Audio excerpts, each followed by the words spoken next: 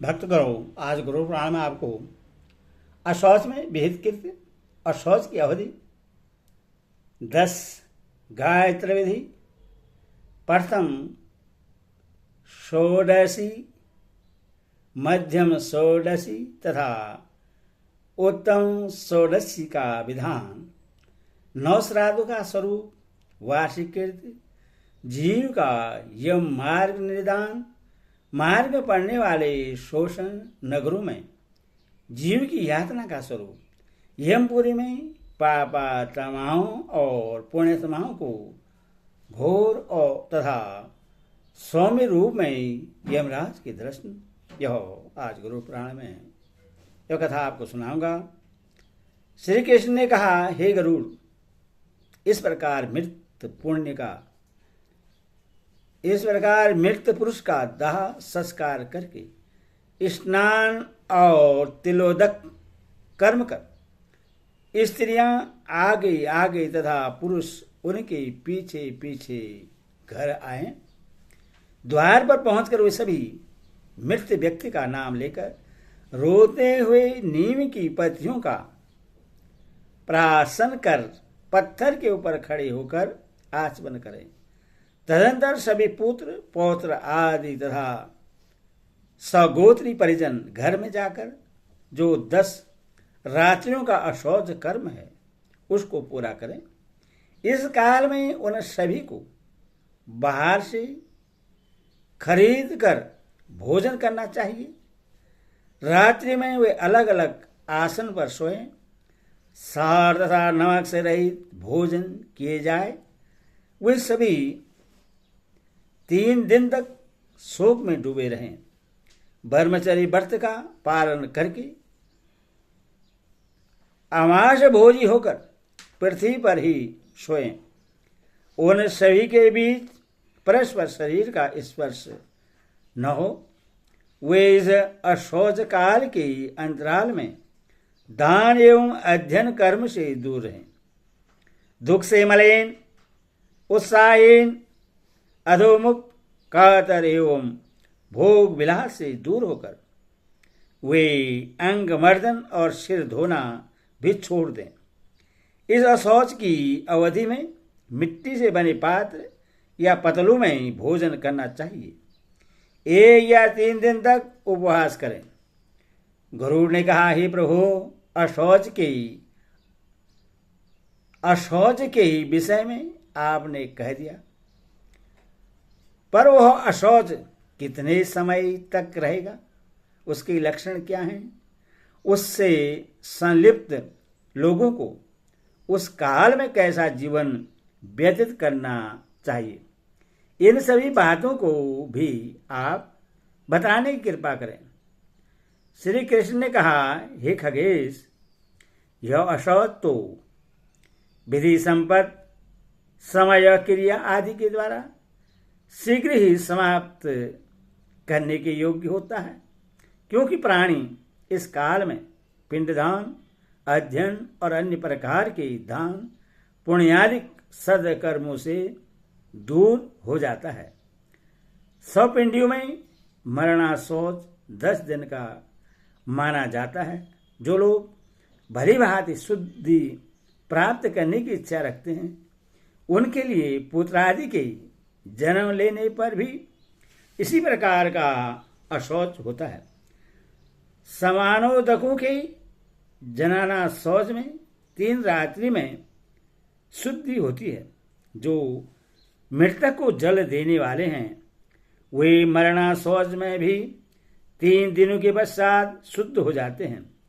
दांत निकलने तक मरणा शौच होने पर वह सघव समाप्त हो जाता है। यदि चूड़ाकरण संस्कार हो जाने के बाद बालक की मृत्यु हो जाती है तो 1 रात्रि का अशौच होता है। उपनयन जनेऊ संस्कार होने के पूर्व तक 3 दिन और उसके बाद 10 दिन का अशौच होता है। हे पक्षियों, तुम्हें मैंने अशौच बता दिया।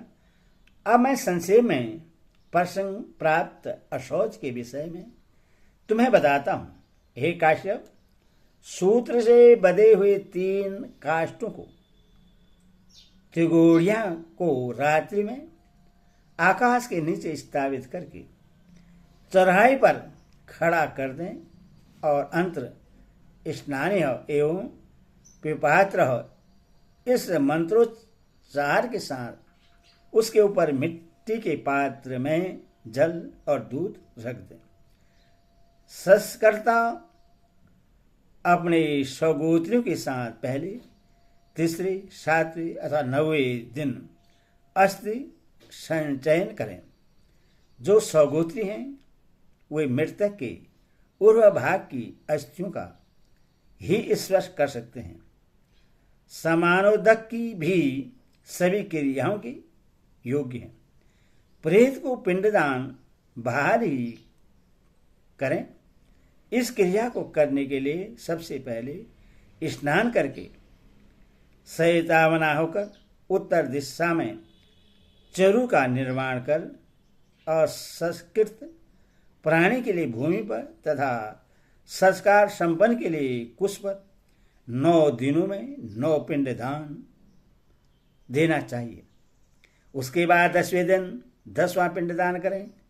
तदंतर चाहे सगोत्री हो अथवा असगोत्री, चाहे स्त्री हो या पुरुष, और रात्रि बीतने के पश्चात पवित्र हो जाता है।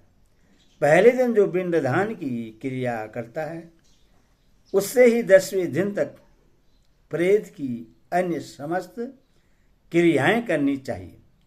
चाहे चावल हो, चाहे सत्तू हो, चाहे साग हो, पहले दिन जिससे पिंडदान करें उससे ही 10 दिन तक पिंडदान करना चाहिए। हे गरुड़, जब तक यह प्रेतजन्य अशौच रहता है तब तक प्रेत को प्रतिदिन 1-1 अंजलि बढ़ाते हुए जल दान देने का विधान है, अथवा जिस दिन यह देना हो उस दिन की संख्या के अनुसार वर्धमान कर्म से उतनी अंजलि जल दान करें।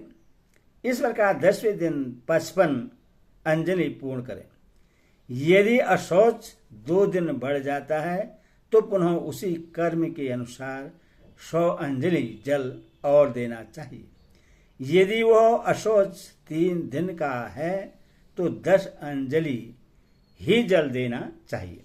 हे पक्षिन, इस जलदान का कर्म यह है कि अशौच के पहले दिन 3, दूसरे दिन 4 और तीसरे दिन 3 अंजलि जल देना चाहिए। हे गरुड़, जब शतांजलि जल दान की क्रिया संपन्न की जाती है तो उस विधान के अनुसार पहले 30, दूसरे दिन 40 तथा तीसरे दिन 30 अंजलि जल दिया जाता है। इस प्रकार दोनों पक्षों में जलाजलियों की संख्या का निर्धारण करना चाहिए। इन सभी पितृ क्रियाओं को संपन्न करने का मुख्य अधिकारी पुत्र ही होता है। इस प्रेत श्राद्ध में दूध या जल से पिंड का सेचन तथा पुष्प धूपादिक पदार्थों से पिंड का पूजन बिना मंत्रोच्चारण किए ही करना चाहिए। 10वें दिन केश, श्मश्रु, नख और वस्त्र का परित्याग करके गांव के बाहर स्नान करना चाहिए। ब्राह्मण जल, क्षेत्रीय वाहन, भैंसी, परतूत, चाबुक अथवा रसी तथा शूद्र छड़ी का स्पर्श करके पवित्र होता है। मृतक से अल्प वय वाले सौपिंडों को मुंडन कराना चाहिए। 6 और 10 इस प्रकार 16 पिंडदान करके षष्ठी कर्म संपन्न करने का विधान है। यह मलिन षष्ठी मृत दिन से 10 दिन में पूर्ण होती है। हे पक्षश्रेष्ठ, पुत्रादि 10 दिनों तक जो पिंडदान करते हैं वे प्रतिदिन 4 भागों में विभाजित हो जाता है। उसमें प्रथम 2 भागों से आदिवाहिक शरीर, तीसरे भाग से यमदूत और चौथे भाग से वह मृतक स्वयं तृप्त होता है। 9 दिन और रात्रि में वह शरीर अपने अंगों से युक्त हो जाता है। प्रथम पिंडदान से प्रेत के शिरोभाग का निर्माण होता है। दूसरे पिंडदान से उसके कान, नेत्र और नाक की सृष्टि होती है। तीसरे पिंडदान से कर्मशः कंठ, स्कंध, बाहु एवं वक्षस्थल, चौथे पिंडदान से नाभि, लिंग और गुदा भाग तथा 5वें पिंडदान से जानु, जगह और पैर बनते हैं। इस प्रकार 6ठे पिंडदान से सभी मर्मस्थल, 7वें पिंडदान से नाड़ी समूह, 8वें पिंडदान से दांत और लोम तथा 9वें पिंडदान से वीर्य एवं 10वें पिंडदान से उस शरीर में पूर्णतः त्रिवृत्ति और भूख प्यास का उदय होता है। हे बेंते, अब मैं मध्यम सृष्टि विधि का वर्णन करता हूं, उसको सुनो। विष्णु से आरंभ करके विष्णु पर्यंत 11 श्राद्ध तथा 5 देव श्राद्ध, इस प्रकार 66 श्राद्ध किए जाते हैं। इन्हीं का नाम मध्यम षष्ठी है। यदि प्रेत कल्याण के निमित्त नारायण बलि की जाए तो उसको एकादशाह के दिन करना चाहिए और उसी दिन वहीं पर वृक्षोत्सर्ग भी करना चाहिए।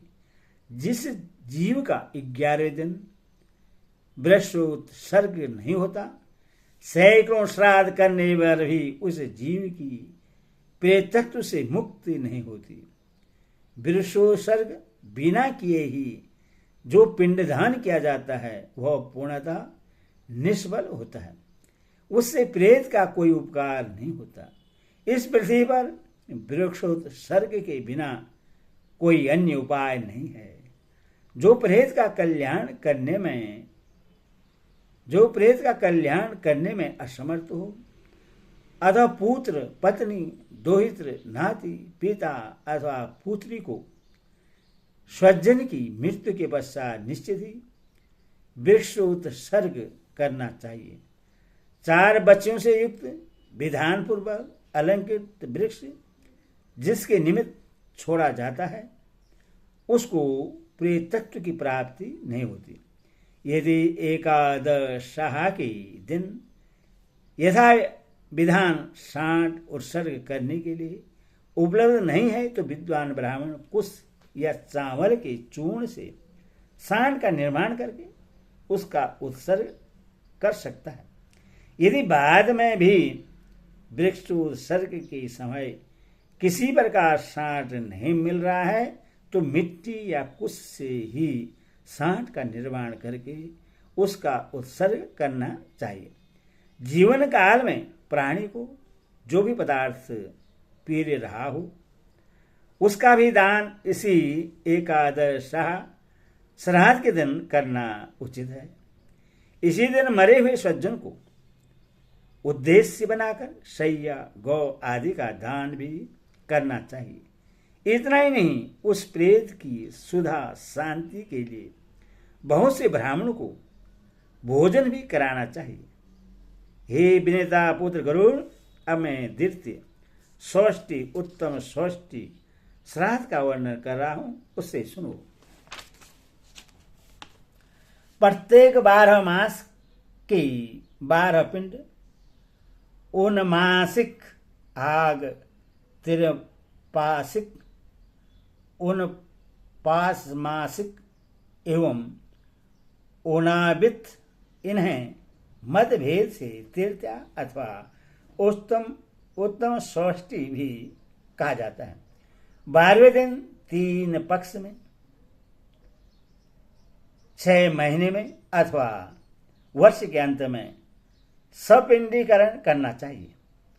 जिस मृतक के निमित्त इस 66 श्राद्धों को संपन्न करके ब्राह्मणों को दान नहीं दिया जाता है, उस प्रेत के लिए अन्य 100 श्राद्ध करने पर भी मुक्ति प्राप्त नहीं होती।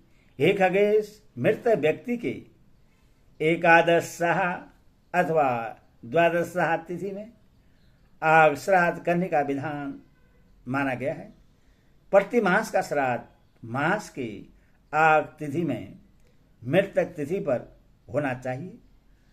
उन श्राद्ध, उन मासिक, उन षाणमासिक तथा उन दिक् मास, छठे मास और वर्ष में 1, 2 अथवा 3 दिन कम रहने पर करना चाहिए। संपीडीकरण वर्ष पूर्ण होने के बाद अथवा 6 महीने के बाद करना चाहिए, अथवा आवेदयिक विवाहिक मंगल कार्य अनिवार्य रूप से उपस्थित होने पर, कार्य आने पर 3 पक्ष अथवा 12 दिन के बाद करना चाहिए।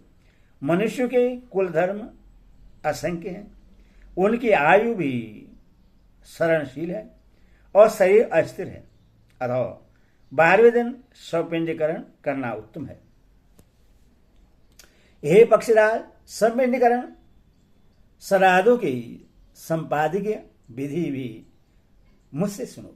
हे काश्यप, एकोदिष्ट विधान के अनुसार यह कार्य करना चाहिए। तिल, गंध और जल से परिपूर्ण 4 पात्रों की व्यवस्था करके 1 पात्र प्रेत के निमित्त और शेष 3 पात्र पितृगणों के लिए निश्चित करना चाहिए। तदनंतर उस दिन पात्रों में प्रेत पात्र के जल का सेचन करें, 4 पिंड बनाएं और प्रेत पिंड का उन 3 पिंडों में मेलन कर दें। तब से वह प्रेत पितर के रूप में हो जाता है। हे खगेश्वर, उस प्रेत में पितृत्व भाव की आ जाने के बाद उस प्रेत तथा अन्य उसके पितृ पितामह आदि पितरों का समस्त श्राद्धकृत श्राद्ध की सामान्य विधि के अनुसार ही करना चाहिए। मृत पति के साथ एक ही चिता में प्रवेश और एक ही दिन दोनों की मृत्यु होने पर स्त्री का संपिंडीकरण नहीं होता है।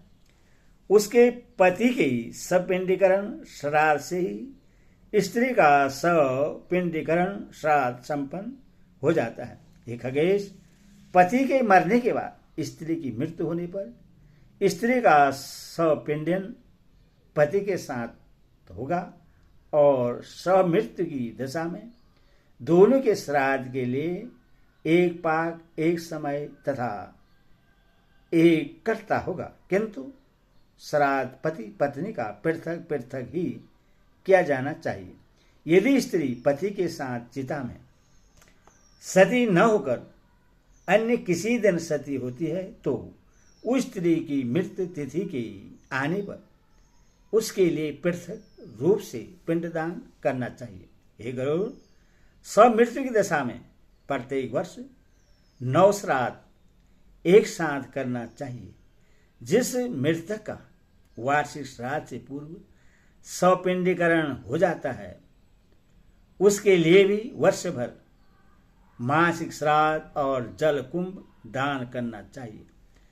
धन का बंटवारा हो जाने पर भी 9 श्राद्ध, स्वपिंडन श्राद्ध और शोष श्राद्ध करने का अधिकार एक ही व्यक्ति को है। हे कश्यप पुत्र, अब मैं तुम्हें 9 श्राद्ध करने का काल बताऊंगा, उसको सुनो। हे पक्षिन, मृत्यु के दिन मृत स्थान पर पहला श्राद्ध करना चाहिए। उसके बाद दूसरा श्राद्ध मार्ग में उस स्थान पर करना चाहिए जहां पर शव रखा गया था। तदनंतर तीसरा श्राद्ध अस्थि संजयन के स्थान पर होता है। उसके बाद 5वां, 7वें, 8वें, 9वें, 10वें, 11वें दिन श्राद्ध होता है। इसीलिए इन्हें 9 श्राद्ध कहा जाता है। ये 9 श्राद्ध तीर्थ या षष्ठी कहे जाते हैं। इनको एक उदिष्ट विधान के अनुसार ही करना चाहिए। पहले, तीसरी, पांचवी, सातवीं, 9वें और 11वें दिन होने वाले श्राद्धों को नवश्राद्ध कहा जाता है। दिन की संख्या 6 ही है, पर 6 दिन में ही नवश्राद्ध हो जाता है। इस विषय में ऋषियों के बीच मतभेद है, इसी कारण मैंने उनको भी तुम्हें बता दिया। श्राद्धों का जो योग रूढ़िगत रूप से है वही मुझे भी अभिष्ट है। किसी को 9 शब्द का यौगिक अर्थ अभिष्ट है। आग और दीर्घ श्राद्ध में एक ही पवित्रक देना चाहिए। जब ब्राह्मण भोजन कर चुके हों तो उसके बाद प्रेत को पिंडदान देना उचित होता है। वहां पर यजमान और ब्राह्मण के बीच प्रश्नोत्तर भी होना चाहिए। इसमें यजमान ब्राह्मण से यह प्रश्न करे कि आप मेरी सेवा से प्रश्न है। उसका उत्तर ब्राह्मण दे कि हाँ, हम आप पर प्रश्न हैं। आपके उस मृत स्वजन को अक्षय लोक की प्राप्ति हो। हे पक्षराज, अब तुम मुझसे एकोनिष्ठ श्राद्ध के विषय में भी सुनो, जिसको वर्ष प्रयत्न करना चाहिए। सौपिंडीकरण के बाद में किए जाने वाले षोडश श्राद्धों का संपादन एकोदिष्ट विधान के अनुसार ही होना चाहिए, किंतु पार्वण श्राद्ध में उक्त नियम का प्रयोग नहीं होता है। जिस प्रकार से प्रत्येक वर्ष में होने वाला पर्वत श्राद्ध होता है, उसी प्रकार उन षोडश श्राद्धों को भी करना चाहिए। एकादशाह और द्वादशाह में जो श्राद्ध किया जाता है, उन दिनों में स्वयं प्रेत भी भोजन करता है, अथवा स्त्री और पुरुष के लिए जो पिंडदान इन दिनों में दिया जाता है, उसको अमुक प्रेत के निमित्त दिया जा रहा है, ऐसा कहकर पिंडदान देना चाहिए। सब पिंडीकरण श्राद्ध होने के पश्चात प्रेत शब्द का प्रयोग नहीं होता है। 1 वर्ष तक घर के बाहर प्रतिदिन दीपक जलाना चाहिए। अन्न, दीप, जल, वस्त्र और अन्य जो कुछ भी वस्तुएं दान में दी जाते हैं, वे सभी सपिंडीकरण तक प्रेत शब्द से संबोधन से संकलित होने पर ही प्रेत को तृप्ति प्रदान करती है। हे बेंदे, संक्षिप्त रूप में मैंने वार्षिक कृत्य कह दिया। अब तुम विवस्वान पुत्र यमराज के घर जिस प्रकार जीव का गमन होता है, उसका वर्णन सुनो। हे अरुणानुज, त्रयोदशः अर्थात 13वें दिन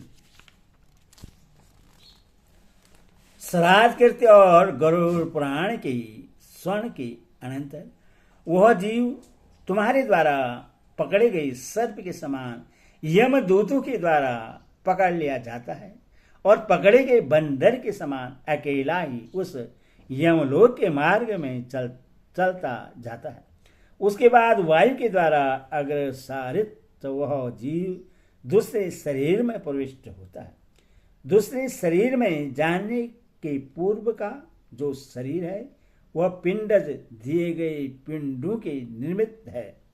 दूसरी योनियों का शरीर तो पीठ संभव माता पिता की रज वीर से संपन्न होने वाला होता है। इन शरीरों के प्रमाण, वय, अवस्था एवं संधान, आकृति विशेष आदि श्राद्ध करने वाले की श्रद्धा और देह प्राप्त करने वाले के कर्मानुसार होता है। प्रमाणतः यम और मृत्यु लोक के बीच 86,000 योजन का अंतराल है। वह जीव प्रतिदिन अधिक से अधिक 247 योजन और आधा कोस का मार्ग तय करता है। इस प्रकार उस जीव की यात्रा 348 दिनों में पूरी होती है। इस यमलोक की यात्रा में जीव को यमदूत खींचते हुए ले जाते हैं। जो प्राणी अपने जीवन भर पाप में अनुरक्त थे, उनको इस मार्ग में जो कष्ट भोगना पड़ता है, उसको विस्तार पूर्वक सुनो। मृत्यु के 13वें दिन वह पापी यमदूतों के कठोर पासों से बांध लिया जाता है। हाथ में अंकुश लिए हुए, क्रोधावेश में तनी हुई भौं से युक्त दंड प्रहार करते हुए यमदूत उसको खींचते हुए दक्षिण दिशा में स्थित अपने लोक को ले जाते हैं। यह मार्ग कुछ कांटों, बाबियों, कीलों, कठोर पत्थरों से परिव्याप्त रहता है। कहीं कहीं उस मार्ग में अग्नि जलती रहती है और कहीं कहीं सैकड़ों दरारों से दुर्गम भूमि होती है।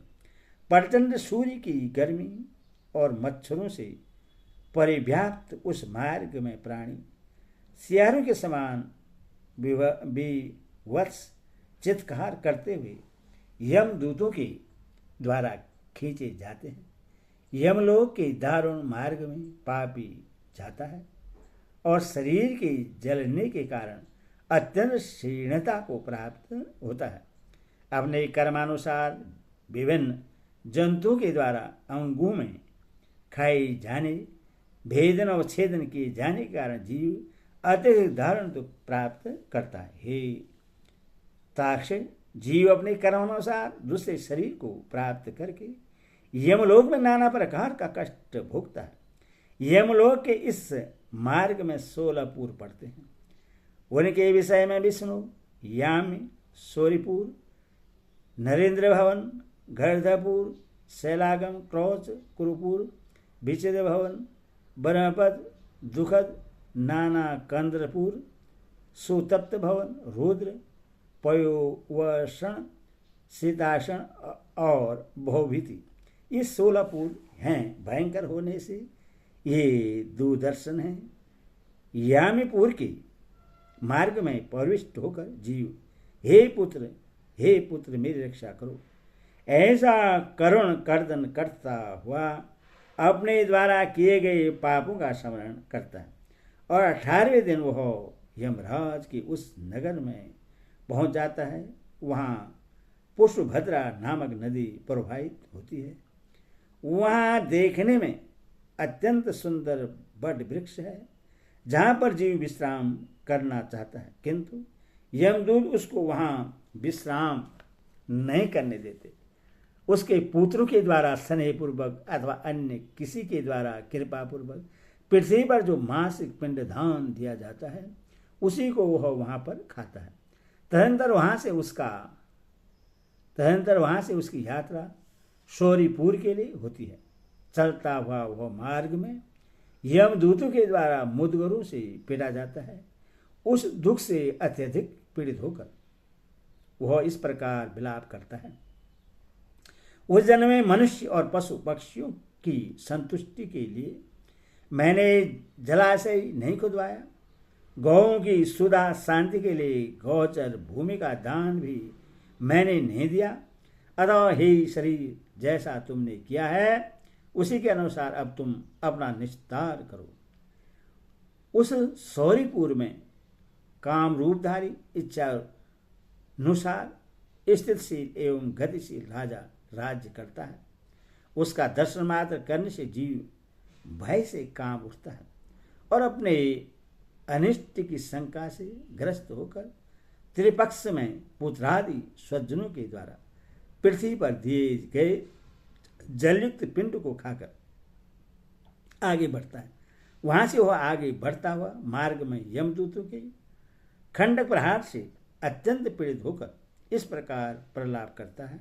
हे शरीर, मैंने जलादि का सदा दान नहीं किया है, न तो नियम से प्रतिदिन गाय के लिए अपेक्षित घोघरास आदि कृत्य किया है और न तो वेद शास्त्र की पुस्तक का ही दान किया है।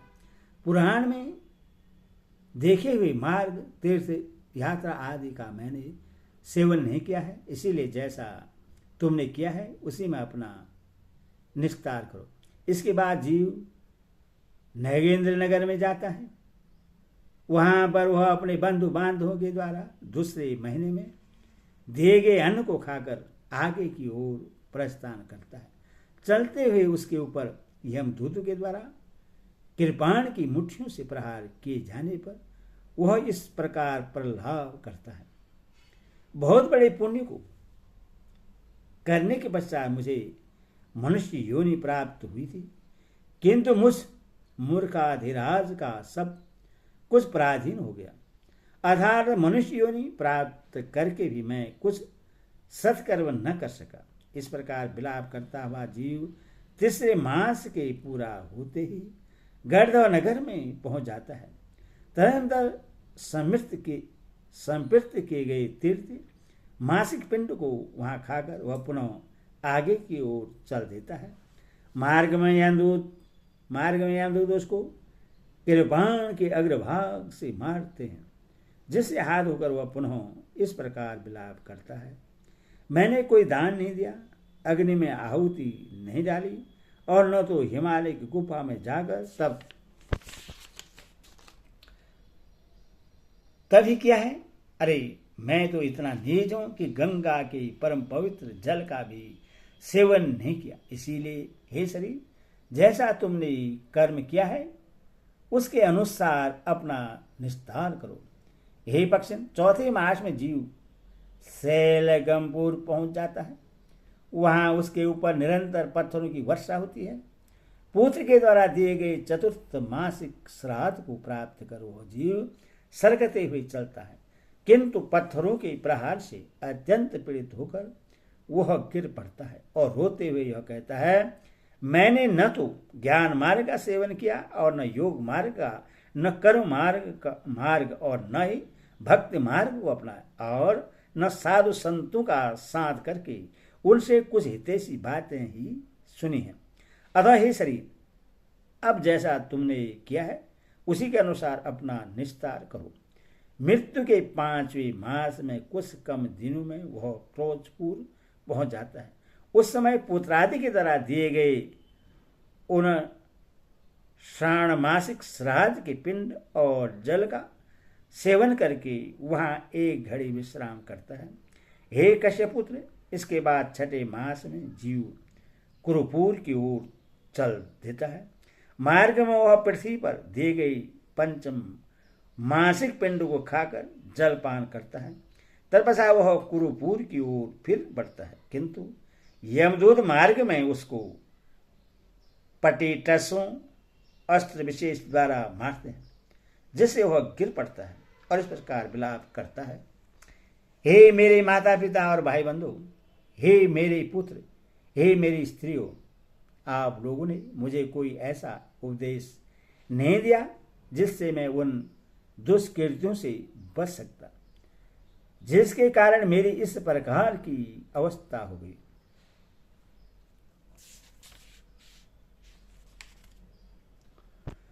हरि ओम तत्सत।